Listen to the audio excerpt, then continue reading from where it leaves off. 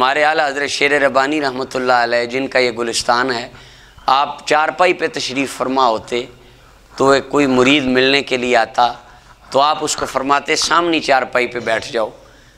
और बाज़ ऐसे बंदे होते थे, वो उसने एक बंदा आया आप मिलने, उसने कहा हुज़ूर मैं आपके बराबर नहीं बैठ सकता, वो नीचे बैठ गया।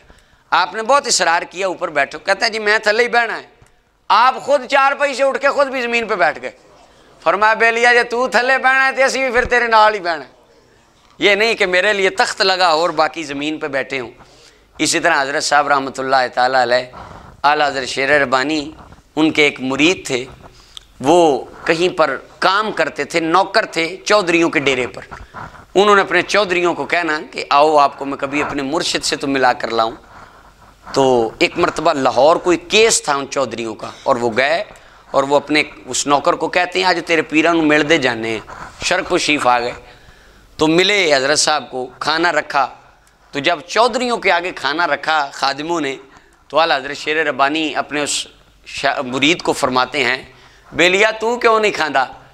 अब वो आत्मा गैरज करते हैं हजूर ओ मेरे चौधरी ने तो मैं उन्हों दा कमी हाँ, तो चौधरी ते कमी कट्ठे ते नहीं ना रोटी खाते। आपने प्याला मंगवा के ना अपने सामने रख लिया, फरमाया वो चौधरियां नूं खाण दे, आ जा तू उन्हों दा कमी है मैं मदीने वाले दा कमी हाँ। वो चौधरी खाते ने, असी कमी रल के खा लें। उसको अपने साथ बिठा के खाना खिलाया और फरमाया हुण तू इन्हां कोल नहीं जाना, ये तेरे कोल आया करनगे। ये एक जुमला था, अल्लाह ने उसको मकबूलियत दी।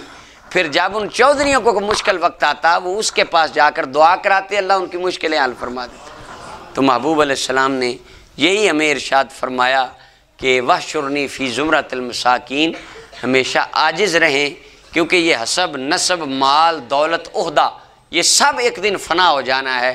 आखिरत में हमेशा बका अल्लाह रब्बुल आलमीन की ज़ात को है। अल्लाह ताला हमारे सीनों को तकब्बुर से महफूज फरमाए और अल्लाह ताला हमें आजिज़ी की दौलत अता फरमाए।